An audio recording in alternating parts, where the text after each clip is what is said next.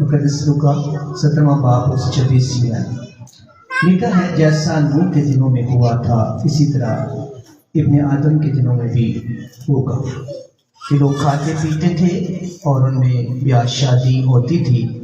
उस दिन तक जब तक नूह कश्ती में दाखिल हुआ और तूफान ने आकर सबको हलाक किया। जैसा लूत के दिनों में हुआ था कि जैसे लोग खाते पीते खरीदो फरोख्त करते तख्त लगाते घर बनाते थे, लेकिन जिस दिन लूत सदूम से निकला आग और गंधक ने आसमान से बरसकर सबको हलाक किया। इब्ने आदम के ज़हर होने के दिन भी ऐसा ही होगा। उस दिन जो कोठे पर हो उसका असबाब घर में हो वो उसे लेने को ना उठे। इसी तरह जो खेत में है वो पीछे को ना लौटे। लूत की बीवी को याद रखो। वाकई आपका बड़ा और सुना जाना हम सब के लिए बाइस बरकत हो। खुदा का शुक्र हो। बेज़ो आज हम जो कलाम के अंदर चीज़ सीखेंगे, इसमें खुदाम यीशु मसीह अपने आमद सानी को दो हिस्सों में दो वाक़यात से जोड़ते हैं। एक नूह का, पिछले संडे हमने नूह का हिस्सा जो है वो सुना था, आज हम लूत का हिस्सा सुनेंगे। नूह का ज़माना खुदा का कलाम कहता है, मेरी आमद अपनी दूसरी आमद को खुदा दो चीज़ों से जोड़ता है, अपनी बादशाही को दो हिस्सों से जोड़ता है। एक नूह के ज़माने से, दूसरा लूत के ज़माने से। और खुदा का कलाम अगर आप याद रखें तो यहाँ पर जो आखिरी आयत यहाँ पर हमने पढ़ी है 32वीं आयत, उसके अंदर लिखा है लूत की बीवी को याद रखो। अपनी आमद को लूत की बीवी से जोड़ते हैं कि मेरी आमद जो होगी, और सारा वाकया सुनाने के बाद जो बात यहाँ पर वो बयान करते हैं वो है कि लूत की बीवी को याद रखो। मैं तो याद रखिए, लूत का थोड़ा सा बैकग्राउंड जो है, नूह का हमने पिछले संडे सुना था, आज थोड़ा सा लूत के हवाले से सुनते हैं। कहानी आप सब जानते हैं कि लूत की बीवी थी, उसने पीछे मुड़कर देखा और नमक की चाहे वो सतून बन गई। लेकिन इस सारे वाक़ियत को खुदा यीशु मसीह अपनी आमद सानी से जो है वो जोड़ते हैं। और ये नहीं कहते इब्राहिम को याद रखो, शरीयत को याद रखो, मुझे याद रखो, कलाम को याद रखो। वो कहते हैं मेरी आमद सानी के दिन भी ऐसा ही होगा जैसा नूह के ज़माने में हुआ, जैसा लूत के ज़माने में हुआ, इसलिए तुम लूत की बीवी को याद रखो। आइए जरा थोड़ी सी हम इसकी बैकग्राउंड देखते हैं। अब्राहम और सारा और सारी और जो है लूत जो है, ये तीनों खुदा इन तीनों को जो है इब्राहिम को जब हुक्म देता है कि अपने नाते खुदा इब्राहिम को चुनता है, तो उनको साथ सारी बरकत देने से पहले बाद में वो सारा हो गई, और लूत को वो लेकर उस नातेदारों से, अपने बाप दादा से, अपने उस बुत परस्ती के उस शहर से खुदा उसे बाहर निकालता है। और खुदा का कलाम हमें सिखाता है कि जब हम देखते हैं कि जब वो उस जमीन से निकलकर कनान की तरफ चले जाते हैं, तो खुदा कलाम हमें सिखाता है, अगर हम 13वां बाब पैदाइश का उसकी 8वीं 9वीं आयत देखें तो वहाँ लिखा है कि इब्राहिम के पास भी बड़े जो है वो जानवर आ गए और चरवाहे आ गए, और लूत के पास भी बड़े जो है जानवर और चरवाहे। इसका मतलब है इब्राहिम भी बड़ा अमीर आदमी था और लूत भी बड़ा अमीर था, उसके पास भी बड़े जानवर थे, चरवाहे थे। यानी वो यहाँ देखते हैं कि वो चरवाहे आपस में लड़ते हैं जमीन के लिए, चरवाहगाह के लिए। तो लूत को इब्राहिम कहता है, क्यों हम आपस में लड़ते, हम आपस में भाई हैं। क्या ये सारा मुल्क तेरे सामने नहीं है? अगर तू दाएं जाएगा तो मैं बाएं जाऊंगा, अगर तू बाएं जाएगा तो मैं दाएं जाऊंगा। हम अलग हो जाते हैं। तो अपने चुपान को, अपनी मुआशियों को और चरवाहों को, अपने बीवी बच्चों को लेकर इस तरफ जाएगा तो मैं इस तरफ जाऊंगा, ताकि हम अलहदा हो जाएं, ताकि हमारी आपस में लड़ाई ना हो। और जो लूत है, लूत ने जो है وہ ترائی کے شہروں کی طرف جو ہے نظر کی، جہاں بڑے چرواہے، وہ جو چراگاہیں تھی، بڑا سبزہ ہریالی تھی، اس نے اس شہر کو چنا جو عمرہ صدوم کی طرف تھا، اور وہاں اس نے وہاں پر اپنے ڈیرے جو ہے وہ لگائے۔ عمورہ، صدوم اور اس کے علاوہ جو وہاں شہر تھے، ادوم، سبولیم اور پلاج جو ہے، وہاں پر 5 شہر تھے۔ عمورہ صدوم جو ہے وہ بڑا ایک جو ہے اچھا شہر تھا، اور ہم خدا کے زندہ کلام کے اندر اگر ہم اس کو دیکھیں، میں آپ کی زندگی میں ایک اور بات رکھنا چاہتا ہوں۔ پیدائش 13واں باب اس کی 10ویں آیت میں لکھا ہے، سنیے گا یہ شہر کیسا تھا، عمورہ صدوم شہر کیسا تھا۔ اگر ہم اس کا دیکھیں 13واں باب اس کے لکھا ہے، سگر کی طرف نظر دڑائی، اس نے شہر کو طرف دیکھا، اور وہ شہر جو ہے اس سے پیشتر کہ وہ صدوم کو خدا عمورہ کو تباہ کرتا، وہ شہر کیسا تھا، خدا کے باغ جیسا تھا۔ خدا کا باغ کون تھا؟ باغ عدن۔ پیدائش کی 13واں باب میں لکھا ہے وہ شہر عمورہ صدوم کیسا تھا، خدا کے باغ جیسا تھا، یعنی خدا کے جو باغ جیسا خدا نے باغ عدن بنایا تھا، ویسا ہی یہ شہر عمورہ صدوم تھا۔ اور جو خدا کا کلام کے لکھا ہے، اور ملک مصر کی مانند سے رابطہ دریا تھے اس کے آگے کی، اور بے شمار اس پہ چرواہا گائے تھے، یعنی بڑا ہی اچھا خوبصورت اور ایک عمدہ شہر جو تھا وہ یہ عمورہ صدوم کا شہر تھا۔ اور خدا کا کلام اگر ہم دیکھتے ہیں پیدائش کی 13 باب اس کی 13ویں آیت کے اندر لکھا ہے کہ یہ شہر جو تھا یہ تو بڑا عمدہ تھا، لیکن صدوم کے لوگ خداوند کی نظر میں نہایت بدکار تھے۔ ٹھیک ہے، گناہگار تھے لوگ۔ شہر بڑا خوبصورت تھا، بڑا اس میں سہولتیں تھیں، بڑا کچھ تھا، لیکن اس میں رہنے والے لوگ جو تھے وہ کیا تھے؟ بدکار تھے، گناہگار تھے، خدا سے دور تھے، خدا کی کلام سے دور تھے، خدا کی روشنی نور سے دور تھے، اپنی عادتیں انہوں نے بگاڑی ہوئی تھی، وہ ایسے ایسے گناہ کرتے تھے جو خدا کی نظر میں نہایت جو ہے کراہت کا باعث تھے۔ خدا کو جو ہے غصہ بھی آتا، کراہت بھی آتی ہے۔ غصے سے مراد ہوتی ہے جس سے ہمیں کسی بات پر ہم کہتے ہیں یار چھوڑو یار، کراہت وہ ہوتی ہے جسے دیکھ کر ہمیں الٹی آ جائے، ہم اس کو دیکھنا ناپسند کریں۔ اور وہ بات جو ہے وہ عمورہ صدوم کے لوگوں کے اندر تھی، اور لوط جو ہے اسی شہر میں جا بسا۔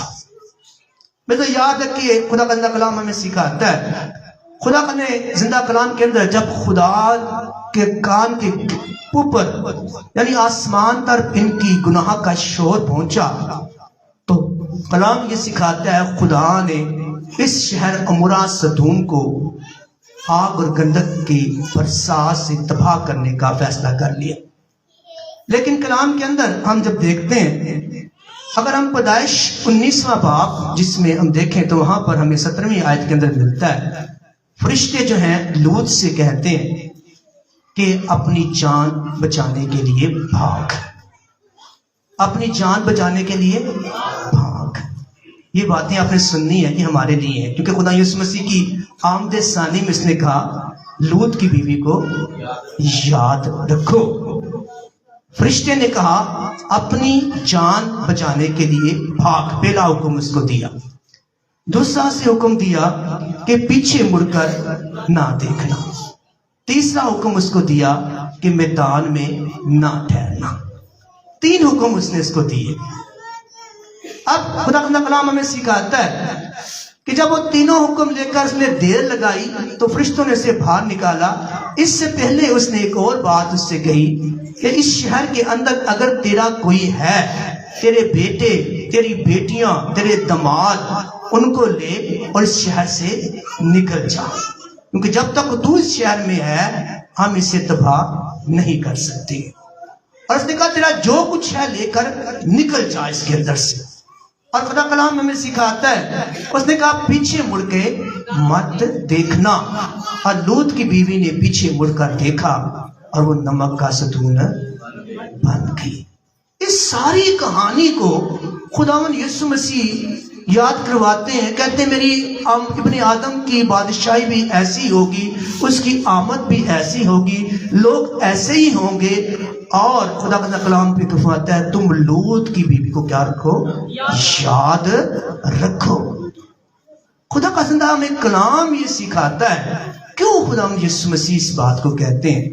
یاد رکھیے آپ بھی اسی سرزمین کے اندر رہتے ہیں جہاں پر اسی زمانے عمورہ اور سدوم جیسے لوگ بسے ہوئے ہیں، اور خدا کا کلام میں سکھا تھا آج بھی لوگ گناہ کرتے ہیں اور گناہ پر خوشی کا اظہار کرتے ہیں، چوری کرتے ہیں خوشی مناتے ہیں، رشوت لیتے ہیں خوشی مناتے ہیں، آج ہر طرح کا گناہ کرتے ہیں، جھوٹ بولتے ہیں، ہر طرح کے وہ سارے گناہ آج ہمیں اس زمانے کے اندر آپ میں یہاں پر اس جگہ پر یعنی اس جہاں ہم رہتے ہیں ہمیں وہ سارے گناہ نظر آتے ہیں۔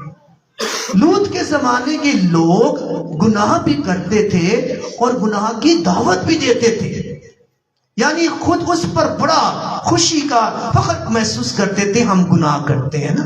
خدا کا خوف نہیں تھا، کوئی ان کے اوپر جو ہے ایسی کوئی چیز جو ہے وہ ڈر خوف نہیں تھا۔ یعنی جیسے ہم نے پچھلے سنڈے میں نے آپ کو نوح کے حوالے سے آمد ثانی سنائی تھی، آج اسی کا اگلا حصہ ہم سن رہے ہیں۔ آج بھی ہماری تربیت، ہماری نیچر، ہمارا خدا گھر کے اندر آنا، ہمارا دعا کرنا، ہمارا خدا کے کلام کو سننا آج انہی کی مانند ہو گیا ہے۔ لوط کی بیوی کو خدا کا کلام جو 3 باتیں اس نے کہیں، اس نے کہا پیچھے مڑ کے مت دیکھنا، اور اس نے مڑ کے دیکھا۔ کیوں؟ آج خدا کا کلام ہمیں سکھاتا ہے، کیوں؟ اس لیے کہ ہو سکتا ہے جہاں اس میں لکھا ہے کہ وہ لوط جو ہے اپنے دامادوں کے پاس گیا جنہوں نے ان کی بیٹیوں کو بہایا تھا، اس کا مطلب ہے کلام کے اندر یہ ہمیں بات ملتی ہے اس کی اور بھی بیٹیاں ہوں گی جو نکلی، ان کے علاوہ اور بھی ہوں گی، اس کے داماد بھی ہوں گے، ہو سکتا ہے اس کے بچے بھی ہوں وہاں پر، اس کے مویشی ہوں، اس کے نوکر ہوں، اس کا عمدہ گھر ہو، اس کی شان و شوکت ہو۔ وہ خدا کے کلام کو اس نے رد کیا اور اپنی شان و شوکت کو زیادہ پسند کیا اور مڑ کر پیچھے دیکھ لیا، اور وہ کیا ہو گئی؟ نمک کا ستون ہو گئی۔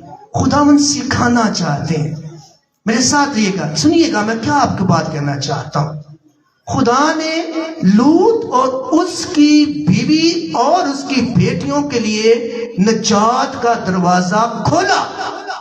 ساری دنیا یعنی سارا وہ شہر عمورہ سدوم کا آگ اور گندک میں جلنے والا تھا، وہ آگ اور گندک کے اندر ہر ایک جان بھسم ہونے والی تھی، لیکن خدا نے ان کے لیے نجات کا، رہائی کا دروازہ کھولا، لیکن انہوں نے خدا کے کلام کو رد کیا اور وہ نجات کا دروازہ اس کے لیے بلکہ اس کے خاندان کے لیے بند ہو گیا۔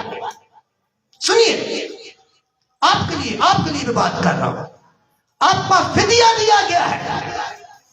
عیسائیہ 35واں باب اس کی 28ویں آیت یہ کہتی ہے، وہ عمدہ شہرہ، وہ پاک راستہ، وہ جو خدا نے تیار کیا ہے، اس میں سے نہ پاک ہرگز نہیں گزرے گا۔ نہ پاک کسے کہتا ہے؟ جو خدا کے کلام کو رد کرتا ہے۔ نئے یروشلم کی بات عیسائیہ کرتا ہے، 35واں باب اس کی 8ویں آیت خدا لکھا ہے، وہ شہرہ عمدہ ہے، وہ راستہ مقدس ہے جو اس پر جو ہے خدا کے لوگ چلیں گے، لیکن کہتا ہے نہ پاک اس پر نہیں گزرے گا۔ کون گزرے گا؟ کون سیر کرے گا؟ کون اس کی ضیافت کرے گا؟ جس کا فدیہ دیا ہوگا۔ فدیہ تو آپ کا بھی دیا ہے، فدیہ تو اس نے بھی دیا ہے۔ اگر نوح کی بیوی کے لیے، اس کے بچوں کے لیے نجات کا دروازہ کھلا کہ اس آگ اور گندک کی جھیل سے باہر نکل جاؤ، مڑ کے مت دیکھنا، لیکن وہ دنیاوی خواہشوں کے لیے، اپنے بچوں کے لیے، اپنے اور رشتہ داروں کے لیے، اپنی مویشیوں کے لیے، زمینی محبت کے لیے اس نے مڑ کر دیکھا اور خدا کا کلام رد ہو گیا، خدا کا حکم ٹوٹ گیا۔ اور آپ جانتے ہیں جہاں جہاں حکم ٹوٹتا ہے وہاں وہاں سزا کا حکم ہو جاتا ہے۔ باقی عدن کو یاد رکھیے، حکم ٹوٹا باغ عدن ہاتھ سے جاتا رہا. جہاں جہاں حکم ٹوٹتا ہے وہاں وہاں نافرمانی ہوتی ہے, وہاں وہاں سے بادشاہت ہاتھ سے چلی جاتی ہے. میرے یاد رکھیے خدا کے کلام کے اندر میں آپ کی زندگی کے اندر چند باتیں رکھنا چاہتا ہوں. یاد رکھیے رومیو کا خط کے اندر پالوس رسول بڑی خوبصورت بات کہتا ہے. خدا کے کلام میں رومیو 15واں باب اس کی 4 آیت میں کہتا ہے جتنی باتیں یہ لکھی گئی ہیں, جتنی کلام کے اندر یہ کلام اسی لیے لکھا گیا ہے کہ ہم اس کو پڑھیں, اس سے تعلیم پائیں اور خدا کی مقدس کتاب سے تسلی رکھیں, سیکھیں اس سے. اور افسیوں 5 باب 10ویں آیت میں لکھا ہے, میرے ساتھ دیئے گا, سنیے گا ذرا کلام کو.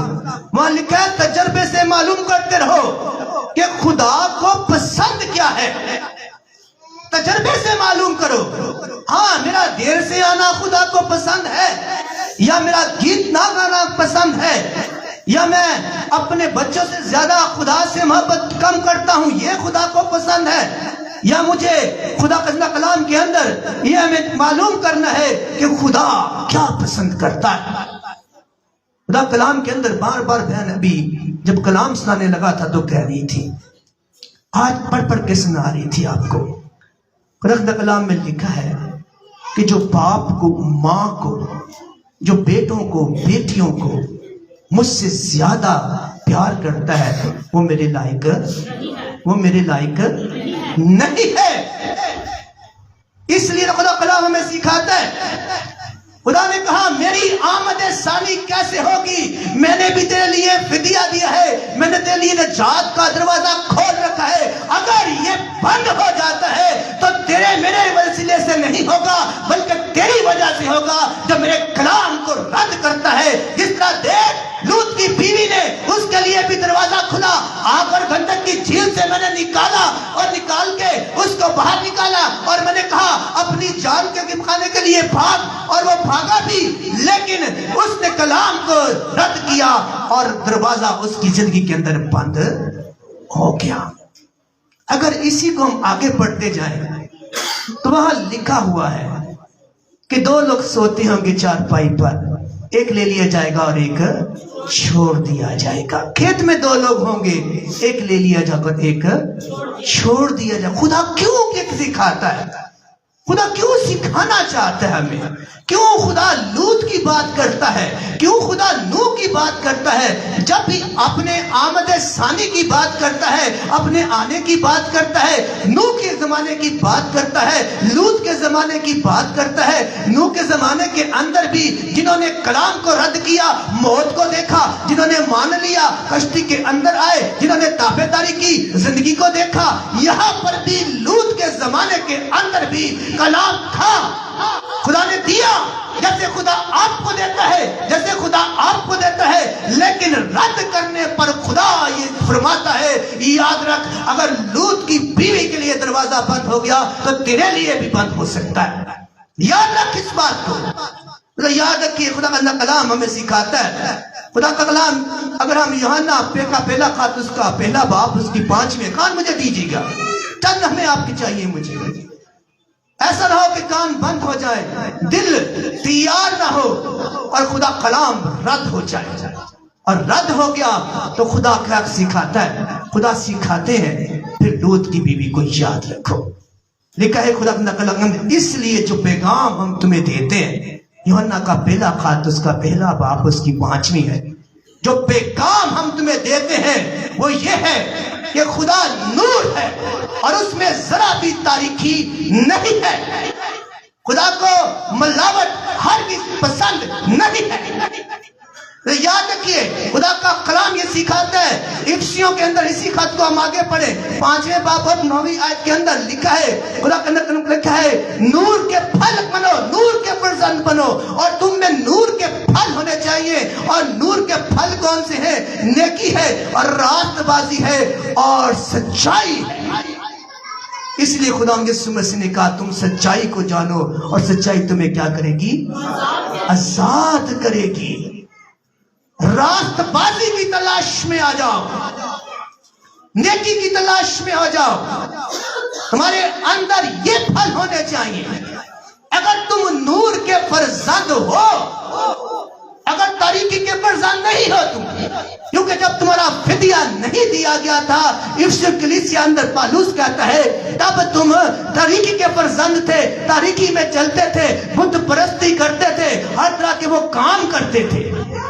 लेकिन जब तुम्हारा फिदिया दिया गया, तुम नूर के फर्जंद हो गए हो, अब तुम में नूर के फल होने चाहिए। और इफ्सियों के अंदर वो कहता है रास्तबाजी फल है, नेकी फल है, और कलाम को जानना, सच्चाई को अपने अंदर उतारना, ये रास्तबाजी का और नूर का फल है।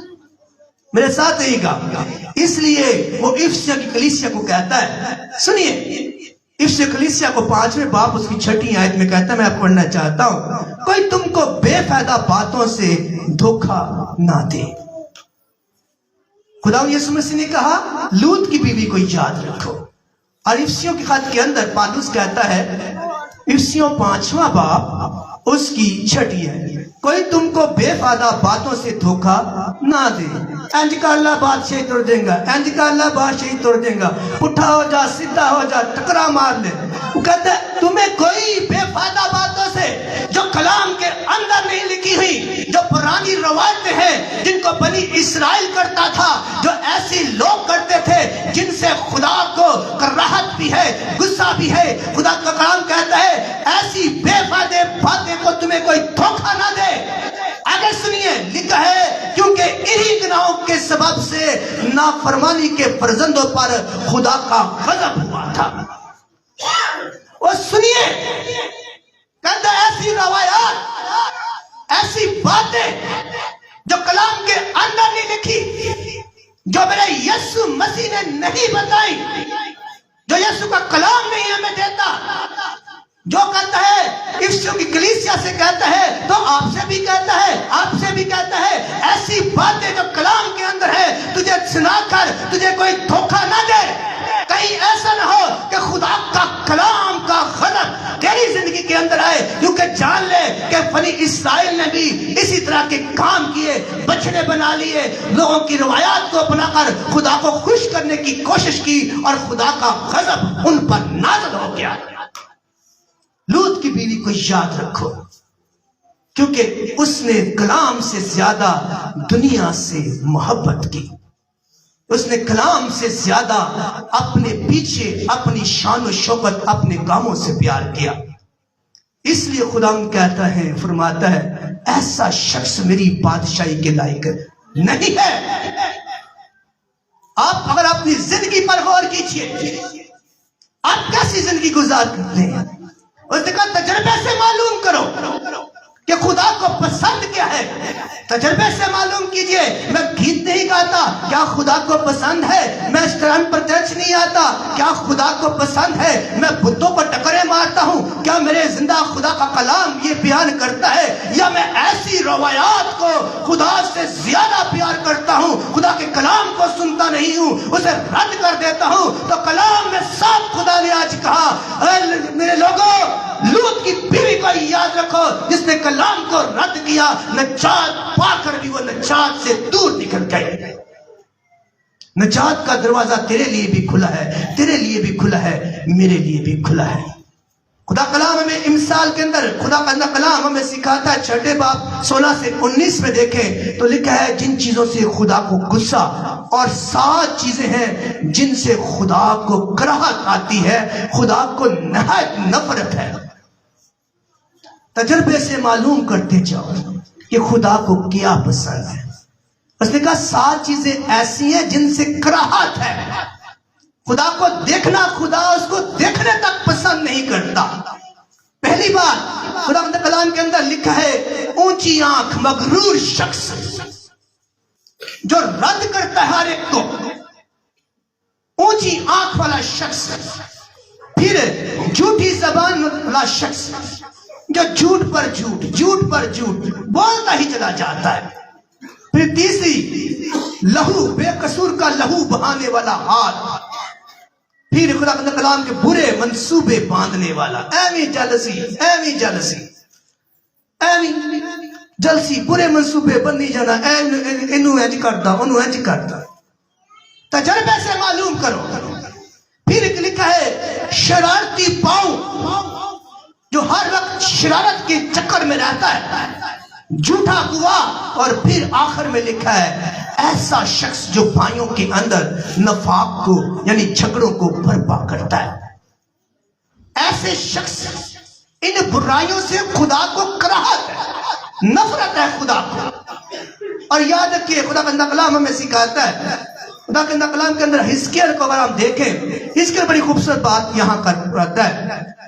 حزقیل اس کا 33واں باب اس کی 34واں آیت، خدا نہیں چاہتا ہے کہ اگر جس طرح لوط کی بیوی کے لیے نجات کا دروازہ بند ہو گیا، تمہارے لیے میں جب آسمان سے نیچے اتروں تو تمہارے لیے بھی نجات کا دروازہ تمہارے کاموں کے سبب سے بند ہو جائے۔ خدا نہیں چاہتا، اس لیے جب بھی آمد ثانی کی بات کرتا ہے، اپنے آنے کی بات کرتا ہے، تو یہ بات آپ کی زندگی کے اندر رکھتا ہے۔ نوح کے زمانے کو یاد رکھو، جو کشتی کے اندر سوار ہو گیا، جس نے کلام کو مان لیا، جس نے کلام کی بات سن لی، چاہے وہ انسان تھے، چاہے وہ جانور تھے، چاہے رینگنے والے جانور تھے، پرندے تھے، جنہوں نے حکم مانا زندگی کو پا لیا، جنہوں نے نہیں مانا وہ دریوہ کشتی سے باہر رہ کر موت کی طرف چلے گئے۔ لوط کے زمانے کو یاد رکھیے، آگ اور گندک کی جھیل ہے، سب لوگ مرنے والے ہیں، کیا ہی جانور، کیا ہی انسان، کیا ہی رینگنے والے پودے، رینگنے والے جانور تا پودے، وہاں لکھا گیا ہے اس زمین کو وہ جل کر سرمائی کلر کی یعنی جلی ہوئی زمین ہے جو آج بھی دیکھی جا سکتی ہے۔ اس آگ اور گندک کی جھیل کے اندر سے لوط کو اس کی بیٹیوں کو باہر نکالا، لیکن پھر کلام کو رد کر کے وہ پھر اس نجات کے دروازے میں داخل نہیں ہو سکے۔ یاد رکھیے نوح جب ابراہیم کے ساتھ نکلا تھا تب وہ خدا کی قوم کے ساتھ ساتھ تھا، لیکن حکم رد کیا گیا تو نہ صرف لوط جو ہے خدا کلام کے اندر لکھا ہے وہ راست باز گنا گیا اس آگ اور گندک کی شہر کے اندر، جہاں خدا برسانے والا تھا وہ راست باز گنا گیا۔ لیکن جب حکم رد کیا گیا تو وہ قوم جو اس سے پیدا ہوئی، عمومی اور مواب، وہ سارے جو ہیں وہ خدا کی اسرائیل کی بادشاہت سے باہر نکل گئے، ایک حکم رد کرنے کے سبب سے، کلام رد کرنے کے وسیلے سے، اپنی محبت دنیا سے رکھنے کے۔ جو دنیا سے محبت رکھتا ہے، کلام سکھاتا ہے، خدا فرماتے ہیں وہ میرے لائق نہیں ہے، کیونکہ دنیا کی خواہشیں مٹ جائیں گی، لیکن جو کلام پر عمل کرتا ہے، کلام میں قائم رہتا ہے، کلام میں لکھا ہے وہ ہمیشہ ابد تک قائم رہے گا۔ اگر لوط کی بیوی جیسی آپ کی محبت ہے، آپ کی محبت کلام سے نہیں ہے، آپ کی محبت خدا کے گھر سے نہیں ہے، آپ کی محبت خدا کے کلام کو سننا، اس کو اپنے اندر اتارنا، اس پر عمل کرنا آپ کی محبت نہیں ہے، آپ لوط کی بیوی کی طرح اپنے بچوں سے، اپنے گھرانے سے، اپنے کاموں سے، اپنی مختلف چیزوں سے پیار کرتے ہیں اور مڑ کر اسی طرف دیکھتے ہیں، اور یہ نہیں دیکھتے ہیں کہ آج سنڈے ہے اور خدا کا کلام سننا ہے، آج 9 بجے چرچ لگنا ہے، لیکن آپ اپنے کاموں کے اندر پڑے رہتے ہیں، تو بے شک آپ لوط کی بیوی کی مانند ہے، جس نے کلام کو رد کیا اور اپنے کاموں کو، اپنے بچوں کو، اپنے مویشیوں کو، اپنی عمدہ گھر سے زیادہ پیار کیا، اور کلام کو سن کر بھی اسے رد کر کے پیچھے دیکھا اور نجات کا دروازہ اس کے لیے بند ہو گیا۔ اپنی افسیوں کے اندر پالوس کہتا ہے تجربے سے معلوم کرو، کلام سے تسلی کو اپنی زندگی میں لو، اور خدا یسوع مسیح کہتے ہیں میری آمد بھی ایسی ہوگی، اور لوط کی بیوی کی طرح جو شخص ہوگے ان کے لیے نجات کا دروازہ بند ہو جائے گا۔ اس لیے یاد رکھیے خدا کے کلام کے اندر میں آپ کی زندگی میں ایک اور بات رکھنا چاہتا ہوں۔ یسایہ کہتا ہے 33واں باب اس کی 34ویں آیت، تو ان سے کہہ دے خداوند فرماتا ہے، سنیے کیا خدا فرماتا ہے، اپنی حیات کی قسم شریر کے مرنے میں مجھے کچھ خوشی نہیں، بلکہ خوشی اس میں ہے شریر اپنی راہ سے باز آئے اور زندہ رہے۔ سنیے، شریر اپنی راہ سے باز آئے اور زندہ رہے۔ خدا چاہتا ہے آپ اپنی راہیں تبدیل کریں، اپنے رویے تبدیل کریں۔ کیوں خدا یہ چاہتا ہے؟ کیونکہ خدا کو نہایت اس بات میں خوشی ہے کہ آپ اس نجات کے دروازے سے گزرے، اس نئے یروشلم کے اندر داخل ہو، جس کے بارے میں یہ سایہ بھی 35ویں باب کا اس کی 8ویں آیت میں کہتا ہے، جن کا فدیہ دیا گیا ہوگا وہ اس عمدہ، وہ اس پیاری، وہ اس عام جو وہ شہرہ ہوگی اس پر سیر کریں گے۔ فدیہ تو آپ کا دیا گیا، آپ سب جانتے ہیں، لہو تو بہا آپ کے لیے میرے لیے، کوڑے تو لگے آپ کے لیے میرے لیے، کانٹوں کا تاج پہنا گیا آپ کے لیے میرے لیے، منہ پر تھوکا گیا کس لیے؟ آپ کے لیے میرے لیے، مزدوری تو دی گئی آپ کے لیے میرے لیے۔ حالانکہ خدا زندہ کلام سکھاتا ہے، اس نے کہا مجھ سے کوئی یہ جان لیتا نہیں، مجھے اسے دینے کا بھی اختیار ہے اور پھر واپس لینے کا بھی اختیار ہے۔ کیوں دی اس نے؟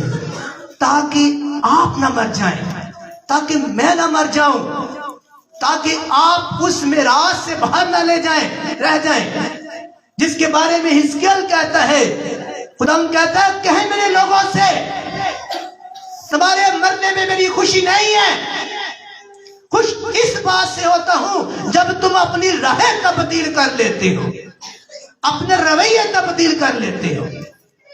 اگر آپ کے رویے تبدیل نہیں ہوتے ہیں، آپ کو اسی طرح کی زندگی جیسے نوح کے لوگ پسند کرتے تھے، جیسے لوط کے پسند لوگ کرتے تھے، تو پھر کلام کہتا ہے، اس ساتھ ہی کا کلام کے اندر بڑا خوبصورت لکھا ہوا ہے، لکھا ہے متی 10 باب اس کی 37ویں آیت میں لکھا ہے، سنیے لکھا ہے، جو باپ اور ماں اور بیٹوں اور بیٹیوں کو مجھ سے زیادہ محبت کرتا ہے وہ میرے لائق نہیں ہے۔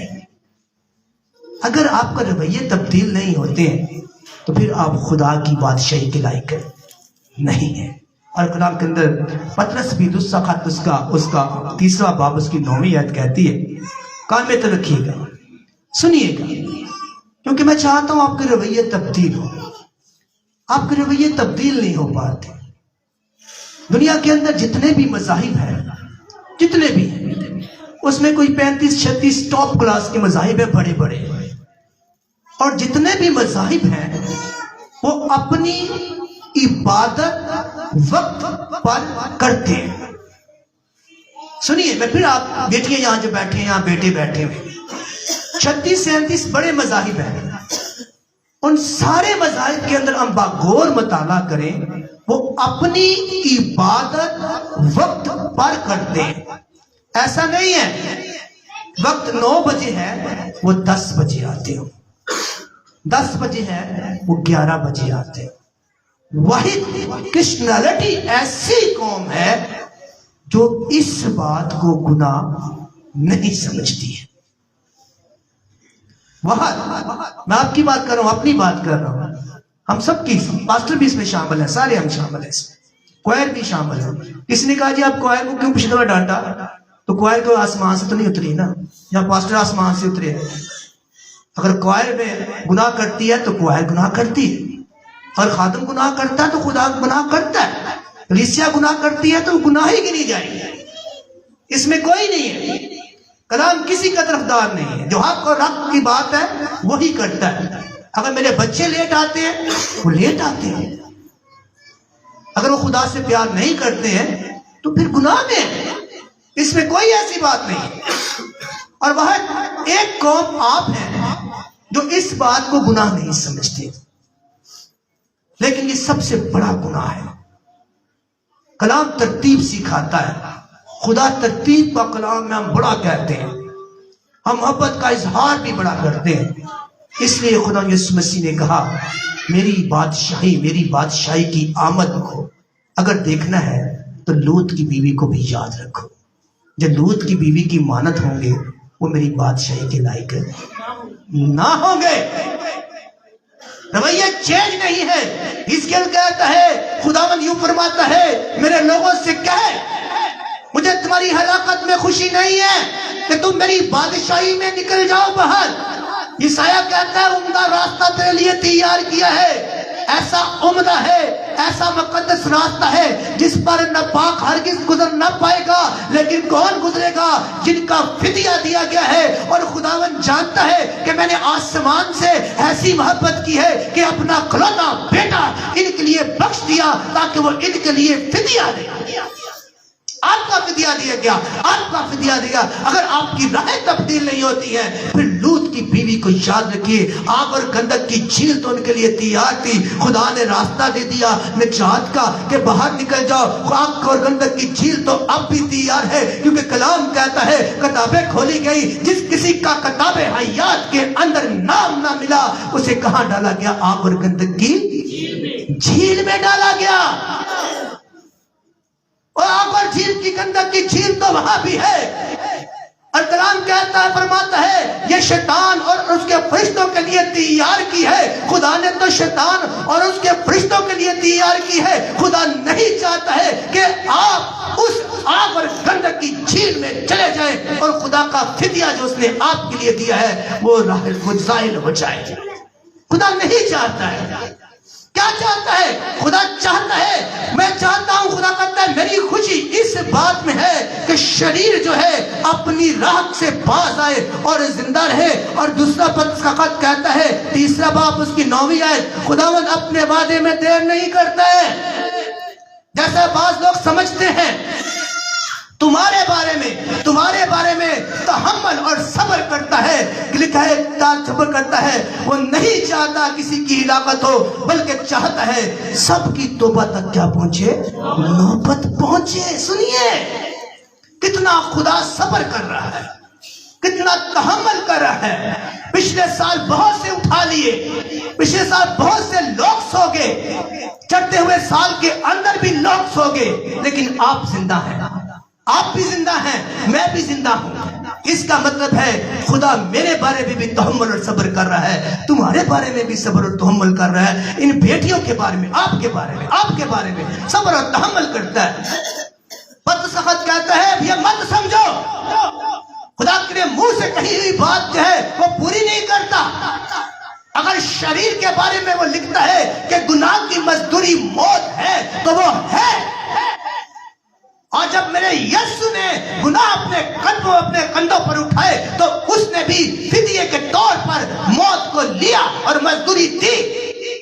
کہتا ہے ایسا نہیں ہے، لیکن تیرے بارے میں میرے بارے میں وہ صبر اور تحمل کرتا ہے تاکہ توبہ تک میری نوبت پہنچ جائے، میں اس بادشاہت سے، اس نجات کے دروازے سے لوط کی بیوی کی طرح کہیں باہر نہ رہ جاؤں، میری محبت جو ہے یہی کہیں نہ رہ جائے۔ اور میرا یاد رکھیے، آخری بات آپ کی زندگی میں رکھنا چاہتا ہوں، خدا آپ کی زندگی سے اس نے فدیہ دیا ہے، قربانی دی ہے، خدا آپ کی زندگی سے بھی قربانی مانگتا ہے۔ اور قربانی کیا مانگتا ہے؟ خدا چاہتا ہے آپ اپنی راہیں تبدیل کریں، اتنی سی قربانی آپ سے مانگتا ہے۔ آپ سے لہو نہیں مانگتا، آپ سے ہدیے نہیں مانگتا، آپ سے بکرے نہیں مانگتا، آپ سے بیل نہیں مانگتا، آپ سے دیگے نہیں مانگتا۔ خدا آپ کی زندگی سے ڈیمانڈ کرتا ہے کہ آپ اپنی راہیں تبدیل کر کے اس کی نجات کے دروازے سے گزر جائیں۔ اس لیے اس نے کہا لوط کی بیوی کو یاد رکھو، جس نے اپنی روشیں، اپنی عیاشی، اپنی محبت جو اس کو اس علاقے سے تھی، اپنی مویشیوں سے تھی، ان چیزوں سے تھی جو زمینی چیزیں تھیں، جس کے بارے میں کلام کہتا ہے زمین کی سب خواہشیں مٹ جائیں گی، زندہ رہے گا تو جو خدا کے کلام پر رہے قائم ہوگا۔ اس نے خدا کے کلام کو رد کیا، آگ کی گندک کی جھیل سے نکل کر بھی پھر واپس اسی میں چلی گئی۔ کہیں ایسا نہ ہو، آپ کے لیے بھی تو فدیہ دیا گیا ہے، آپ کے لیے لہو بہا ہے، آپ کے لیے کوڑے کھائے گئے، آپ کے لیے کانٹوں کا تاج پہنا گیا، سنیے آپ کے لیے داڑھی نوچی گئی، آپ کے لیے منہ پر تھوکا گیا، اتنی لکھا ہے جو لکڑی پر لٹکایا گیا وہ لعنتی۔ اس کا مطلب ہے جو خدا مجسم ہوا آپ کے لیے کلام اس کے لیے کیسے الفاظ استعمال کرتا ہے۔ وہ بکرے کی لکھا بے زبان بکرے کی طرح اس کو کترا گیا، رودا گیا اس کو، اتنا فدیہ آپ کے لیے دیا ہے، وہ نہیں چاہتا آپ اس طرح لوط کی بیوی کی طرح نجات کے دروازے سے، آگ کی گندک کی جھیل سے اس نے آپ کو نکالا ہے، اب پھر اپنے رویوں کی وجہ سے اسی گندک کی جھیل میں واپس چلے جائیں۔ اس لیے اس نے کہا میری آمد ثانی ابن آدم کا آنا ایسے لوط کے زمانے کی مانند ہوگا۔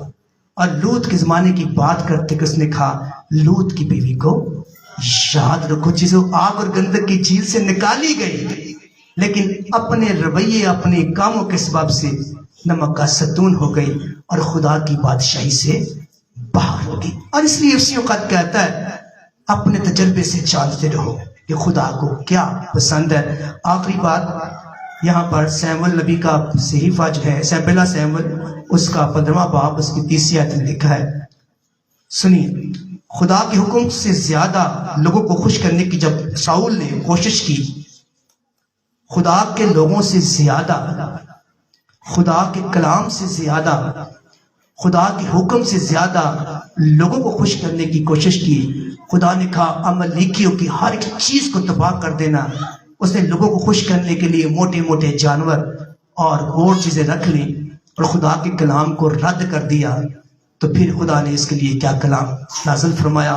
جب آپ بھی اپنی زندگی دیکھیے، آپ چرچ لیٹ آتے ہیں، آپ کلام نہیں سنتے ہیں، آپ کو یسوع کے بارے میں پتہ نہیں ہے، آپ اپنی زندگی بھی لوط کی بیوی کی طرح روایات میں گزارنے کی کوشش کرتے ہیں، خدا کے کلام کو رد کرتے ہیں، تو اس نے کلام کیا، اس نے کہا بغاوت جادوگری کے برابر ہے۔ بغاوت یعنی خدا کے کلام کو رد کرنا جادوگری کے برابر ہے۔ اور جادوگر کے بارے میں لکھا ہے، مکاشفہ کہتا ہے یہ میری بادشاہی میں داخل نہ ہوگی۔ پھر لکھا ہے سرکشی ایسی ہے جیسی مورتوں اور بتوں کی پرستش ہو جو آپ کرتے ہیں۔ آپ سرکشی کرتے ہیں، ہماری قوم سرکشی کرتی ہے، یعنی 9 بجے ہم خدا کو ٹائم دیتے ہیں، 9 بجے کوائر آتی ہے اور ہم 10 بجے آتے ہیں، اور پاسٹرز اور ہر طرح سے لوگ خادمین آتے ہیں، فادر ہے یا کوئی بھی اور خادم آتا ہے، اور مختلف پاسٹرز آتے ہیں یہاں پر، میں کہتا ہوں بس سب کہتے ہیں، پھر بھی آپ وقت کا خیال نہیں رکھتے ہیں۔ سرکشی میں آتی ہے یہ بات، تربیت میں آتی ہے۔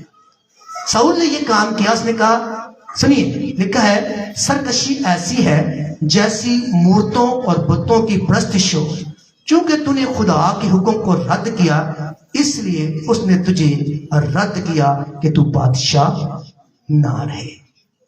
جب آپ اس طرح کا رویہ رکھیں گے تو یاد رکھیے پھر آپ رد کیے جائیں گے، اور خدا ایسا نہیں چاہتا ہے۔